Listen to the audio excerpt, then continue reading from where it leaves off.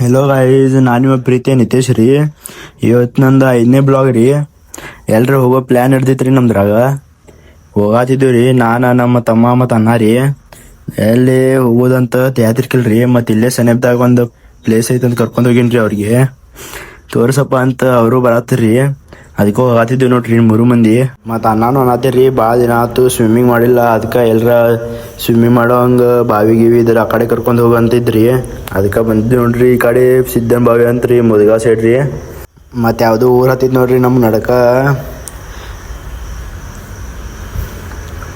ಹೋಗತ್ತೇವೆ ನೋಡ್ರಿ. ಇದೊಂದು ಕಾರ್ ಬಂತು ನೋಡ್ರಿ ಇಲ್ಲಿ.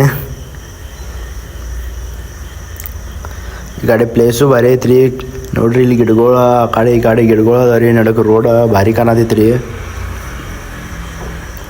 ಮತ್ತು ನಮ್ಮ ಅಣ್ಣಾಗೂ ಸ್ಲೋ ಹೊಡಿ ಅಂದ್ರೆ ಸ್ಪೀಡ್ ಹೊಡ್ಯತಾನ್ರಿ ಹಂಗೆ ಗಾಡಿ.